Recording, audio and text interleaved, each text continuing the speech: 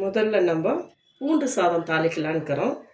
அதுக்காக இந்த மாதிரி பூண்டை எடுத்து நல்லா நசுக்கி வச்சுக்கணும். மிக்ஸி கிரைண்டரில் எதுவும் போடக்கூடாது. நம்ம கல்லுலேயோ ஒரு பிளாஸ்டிக் பேப்பர்லேயோ வச்சு நல்லா இந்த மாதிரி நசுக்கி வச்சுக்கிட்டோம். அதுக்கப்புறமா நம்ம இதில் கொஞ்சமாக ஆம்ச்சூர் பவுட்ரு போடுறோம்.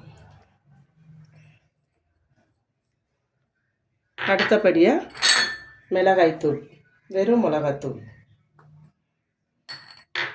அடுத்தபடியாக மஞ்சள் தூள்.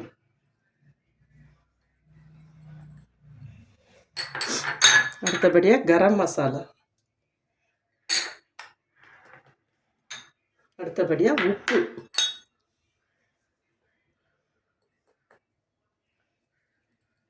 இந்த பொருளெல்லாம் நம்ம சேர்த்துட்டு இதை இப்படி நல்லா மிக்ஸ் பண்ணி வச்சுக்கணும்.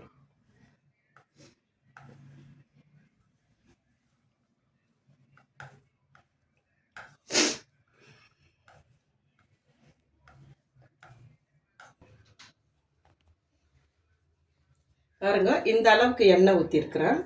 இது பூண்டு சாதன்றதால கொஞ்சம் நல்லா அந்த வெறியும் அந்த எண்ணெயிலே தான் அதை வறுத்து எடுக்கணும். அதனால் இவ்வளோ எண்ணெய் ஊற்றிருக்கிறேன். நம்ம முதல்ல கடுகு சீரகம் போட்டுக்கலாம்.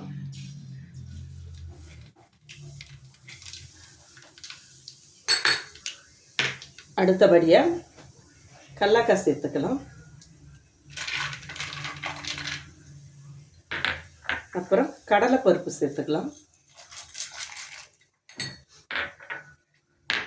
அடுத்தது உளுத்தம்பருப்பு சேர்த்துக்கலாம். இப்போ இதை கொஞ்சம் நேரம் இப்படி வறுத்து விடலாம். கடலக்காய், கடலைப்பருப்பு, உளுத்தம்பருப்பு இது மூணும் கொஞ்சம் நல்லா ஃப்ரை ஆகி வெடித்து வரும்போது நம்ம மீதமுள்ள காஞ்ச மிளகாயும் கறிவேப்பிலையும் சேர்த்துக்கலாம். இது கொஞ்சம் வறண்டு வரட்டு பாருங்கள். இது சீக்கிரமாக செஞ்சிடலாம். ஒரு 10 நிமிஷத்து வேலை தான் இந்த தாளிக்கிறது. அப்புறம் நம்ம சாதம் செஞ்சு வச்சுருக்கோம். அதை இதில் போட்டு கிளறிட்டு உப்பு பார்த்துட்டு எல்லாருக்கும் பரிமாற வேண்டியது தான். தொட்டுக்கிறதுக்கு நம்ம முட்டையோ இல்லை சிக்கனோ அப்பளமோ இல்லை ஊறுகாயோ எதுவெல்லாம் வச்சு சாப்பிடலாம். பாருங்கள். அடுத்தது காஞ்ச மிளகா. உங்களுக்கு அதிகம் தேவைன்னா காஞ்ச மிளகா சேர்த்துக்கோங்க. நான் இதில் வெறும் மிளகாத்தூள் சேர்த்துக்கிறதால காஞ்ச மிளகா கம்மியாக சேர்த்துருக்கேன். அடுத்தபடியாக கறிவேப்பிலை சேர்த்துக்கலாம்.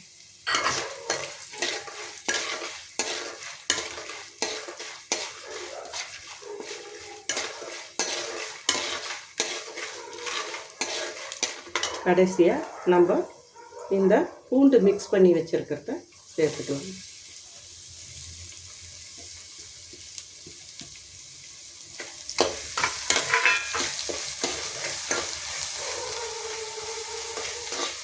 பாருங்கள், இந்த கலர் எவ்வளோ நல்லா இருக்குது. டேஸ்ட்டும் அவ்வளோ நல்லா இருக்கும். அந்த பூண்டினுடைய மனம் வருது. இது நீங்கள் செஞ்சு சாப்பிட்டு பாருங்கள். உங்களுக்கு இன்னும் நீங்கள் கொஞ்சமாக சாப்பிட்றவங்களா இருந்தால் கூட இன்னும் நிறைய சாப்பிடுவீங்க. அது இவ்வளோ டேஸ்ட்டாகவும் இருக்கும். அந்த பூண்டு விருப்பப்பட்டு சாப்பிட்றவங்களுக்கு கண்டிப்பாக இந்த பூண்டு சாதம் பிடிக்கும். இதை நம்ம பிரயாணத்துக்கு நம்ம எங்கேனா ஊருங்களுக்கு போனால் கூட இது நம்ம கட்டு சோறாக கட்டி எடுத்துகிட்டு போகலாம். இதே மாதிரி தண்ணி சேர்க்கறதில்ல, அப்படியே இந்த எண்ணெயிலேயே இந்த சோறை பரட்டி எடுத்து நம்ம எடுத்துகிட்டு போவோம். ஆம்ச்சூர் பவுட்ரு சேர்த்துருக்கிறதால நமக்கு அந்த புளிப்பு பதம் இருக்கும்.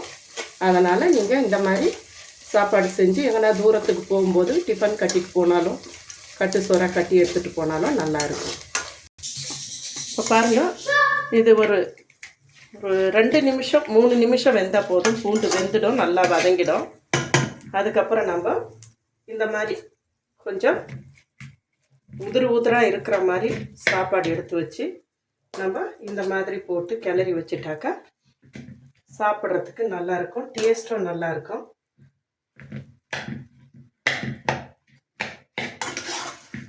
நான் மிக்ஸ் பண்ணிட்டு காமிக்கிறேன் எப்படி கலர் வந்திருக்கு, எப்படி சாப்பாடு இருக்குன்னு.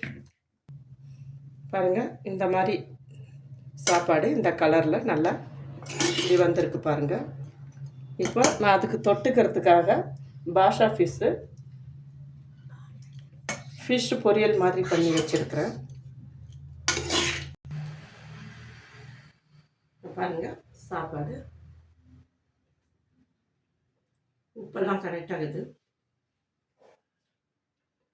இந்த சைடில் வந்துட்டு இந்த பாஷா ஃபிஷ்ஷு பொரியல் மாதிரி பண்ணி வச்சுருக்குறேன். நல்லா இருக்குது சாப்பிட்றதுக்கு, புட்டு மாதிரி.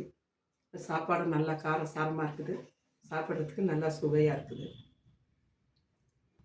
வாங்க நீங்களும் சாப்பிடுங்க, நீங்களும் செஞ்சு சாப்பிட்டு பாருங்கள். நான் செஞ்சுருக்கிறேன் இந்த பூண்டு சாதம், சைடில் பாஷா ஃபிஷ்ஷு தொட்டுக்கிறதுக்கு ரொம்ப நல்லா இருக்குது. நீங்களும் ஒரு நாளைக்கு இப்படி செஞ்சு சாப்பிட்டு பாருங்கள். சுவையாக இருக்குது, அருமையாக இருக்குது. உங்களுக்கு இது பிடிச்சிருந்தாக்கா சப்ஸ்கிரைப் பண்ணுங்கள், லைக் பண்ணுங்கள், கமெண்ட் பண்ணுங்கள். தேங்க்யூ.